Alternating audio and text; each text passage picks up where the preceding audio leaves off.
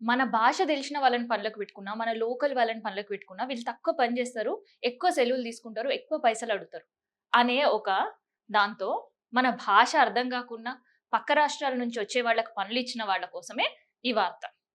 So, ఇదెంత పెద్ద gang అంటే, ఒక్క మాటలో చెప్పాలంటే, తెలంగాణల దొంగతనాలు, దోపిడీలు, మర్డర్‌లు చేస్తున్నారు. బీహార్, నేపాల్, ముంబై, ఢిల్లీకి సంబంధించిన గ్యాంగులు.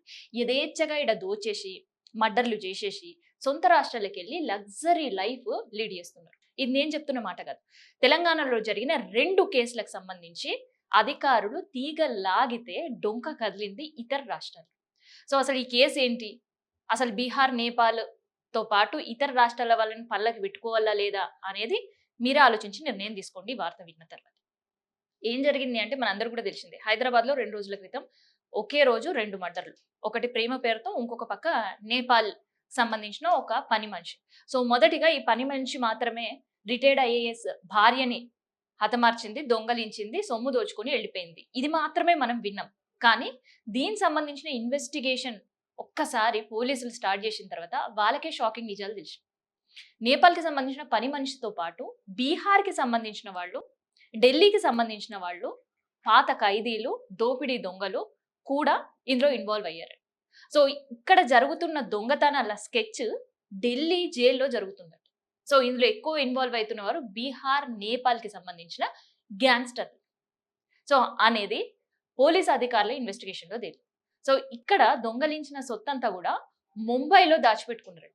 సో, ఆ ముంబైలో దాచిపెట్టుకోవడానికి గూడా ఢిల్లీ నుంచి ఈ స్కెచ్ అంతా గూడా వేయడం, అక్కడి నుంచి ఆదేశాలు జారీ అవ్వడం అండ్ దాంతో పాటు యాక్షన్ ప్లాన్ మాత్రం ఇక్కడ కల్పన చేసింది.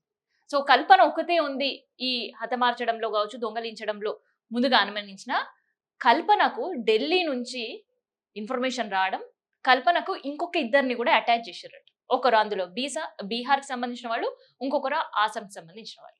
సో, ఇప్పుడు ఆలోచించండి. నిజంగా ఇట్లాంటి వాళ్ళని ఇంటికి రెంట్‌కిచ్చుకోవడము, లేదంటే ఇంట్లలో పనిలో పెట్టుకోవడము, లేదంటే షాప్‌లలో పనిలో పెట్టుకుంటే తక్కువ పైసలిస్తే చాలు ఎక్కువ వీళ్ళు పని చేస్తారనుకుంటారు గానీ, తక్కువ పైసలకి ఎక్కువ పని చేయడంతో పాటు మిమ్మల్ని మర్డర్ చేసే గ్యాంగ్‌లు గూడా పెరిగిపోయినాయి. మీ ఇల్లు పూర్తిగా దోచేసే గ్యాంగ్‌లు గూడా పెరిగిపోయినాయి. గతంలో చెడ్డీ గ్యాంగ్‌లని, లేదంటే స్నేక్ గ్యాంగ్‌లని తెలంగాణలో ఉండే వాళ్ళని మాత్రం మనం జూసేవాళ్ళం. కానీ ఇప్పుడు తెలంగాణను దోచేయడానికే ఇతర రాష్ట్ర ముఠాలు ఏర్పడ్డాయి. ఒక గ్యాంగ్‌స్టర్‌లు ఏర్పడి కోట్ల రూపాయలు దొంగలిచ్చేస్తున్నాయి. సో, దీనికి ఇంకొక ఎగ్జాంపుల్ ఏంటిదంటే పీఎంజీ జ్యువెల్లర్. కరీంనగర్‌లోని పీఎంజీ జ్యువెల్లర్‌లో కూడా సేమ్ ఇలాంటి సీనే. సో, పూర్తిగా షాప్ అంతా దోచేసిర్రు. సేమ్ 'జులై' మూవీకి సంబంధించిన సినిమానే యాజ్ ఇట్ ఈస్‌గా దించేశారు. సో, ఈ 5 మంది దొంగలు పీఎంజీ జ్యువెల్లర్‌ని దోచేయడం, అక్కడ ఉండే వాళ్ళ పైన ఆహ్, దాడి చేయడం, ఆయన హాస్పిటల్‌లో ట్రీట్‌మెంట్ పొందడం. సో, ఆ తర్వాత ఇప్పుడు ఇక్కడ జరిగిన కేస్‌కి, అక్కడ జరిగిన దొంగలకు సంబంధించిన పోలీసులు ఆరా తీస్తే ఒక్కొక్కటిగా లింకులు బయటపడుతున్నాయి. సో, పీఎంజీ జ్యువెల్లర్స్‌లో కూడా సేమ్ బీహార్ గ్యాంగే. సో, బీహార్ గ్యాంగ్ సంబంధించిన వాళ్ళే ఇందులో గూడా ఇన్వాల్వ్ అయ్యారు. అయితే ఇక్కడ బీహార్‌తో పాటు ఢిల్లీ, పాట్నా, నేపాల్ సంబంధించిన వాళ్ళు గూడా ఇన్వాల్వ్ అయ్యారు. సో, ఒక్కొక్కరు ఒక్కొక్క రాష్ట్రం నుంచి ఆ దొంగతనం ఉన్నారు. అయితే వీళ్ళందరిని మరి ఒక్కొక్కరు ఒక్కొక్క రాష్ట్రం నుంచి వచ్చిన వాళ్ళంటే వీళ్ళని కలిపింది ఎవరంటే మళ్ళీ care of address Delhi jail. So, Delhi జైల్‌ల నుంచి ఇట్లాంటి కార్యకలాపాలకన్నిటికి ఇట్లాంటి స్కెచ్‌లు వేయడం, తెలంగాణను నిలువు దోపిడీ చేయడం కార్యక్రమాలు సాగుతున్నాయి. సో, ఇట్లాంటి సిట్యుయేషన్‌ల ఇప్పుడు ఆలోచించారు. సో, కరీంనగర్ పీఎంజీ జ్యువెల్లర్‌కి సంబంధించిన ఈ కేసు దర్యాప్తు విషయంలో పోలీసులు గూడా ఆశ్చర్యపోతున్నారు. తెలంగాణలో జరిగిన ఈ 2 ఘటనలైనా ఇంకా జరిగిన దోపిడీల్లో గూడా బీహార్ గ్యాంగ్ సంబంధించో, లేదంటే నేపాల్ గ్యాంగ్ సంబంధించో, లేదంటే ముంబై గ్యాంగ్ సంబంధించిన వాళ్ళ హస్తం ఉందా అనేది గడిచిన దొంగతనాల్లో గూడా ఆరా తీసే పనిలో పడ్డారు పోలీసులు. ఎందుకంటే జరుగుతున్న ప్రతి దొంగతనంకి సంబంధించిన 2 సేమ్‌గా ఉండడం అండ్ ఈ వ్యక్తులు ఎవరైతే ఉన్నారో ఒకరితో ఒకరికి సంబంధం లేకపోవడం అండ్ ఒకరు అంటే ఇంకొకరికి తెలియకపోవడం, కనీసం పరిచయాలు గూడా లేకపోవడం. మరి వీళ్ళని అందరిని అటాచ్ చేసుడు ఎట్లా? వీళ్ళ మధ్యలో కమ్యూనికేషన్ ఎట్లా అంటే ఫేస్‌బుక్ మెసెంజర్ వాడి వీళ్ళు ఒకరితో ఒకరు కమ్యూనికేషన్ చేస్తున్నారు. అంటే ఫోన్‌లలో మాట్లాడుకున్న దొరికిపోతామని గావచ్చు, లేదంటే ఫోన్ త్రూ మెసేజెస్ పంపినా దొరికిపోతామని గావచ్చు.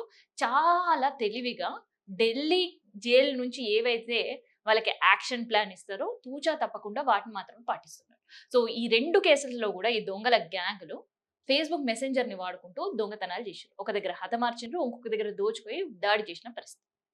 సో, అందుకని ఈ తరహా కేసులు తెలంగాణలో జరిగిన తర్వాత ఇంకెలాంటి కేసులలో ఏ గ్యాంగ్స్ ఇన్వాల్వ్ అయ్యాయి అనే పసిగట్టే పనిలో పోలీసులున్నారు. అది పోలీస్ శాఖ నుంచి ఆదేశాలు కూడా జారీ చేశారు. ఇక బీహారు, నేపాలీ వాళ్ళని మీరు ఇంకా తెలియని వాళ్ళని పనిలోకి పెట్టుకుంటున్నారంటే మీ లైఫ్‌ని, మీ ఇంటిని రిస్క్ చేసే పని. సో, పోలీసుల ఆదేశాలు ఒక పక్క, మీ ముందే ఉన్న 2 కేస్ స్టడీలు, నిలువెత్తు నిదర్శనాలు ఇంకోవైపు. ఇక ఇప్పుడు ఎవరిని పనిలో పెట్టుకోవాలి అనేది ఆలోచించుకోవాల్సిన నిర్ణయం మీ పైనే ఉంది.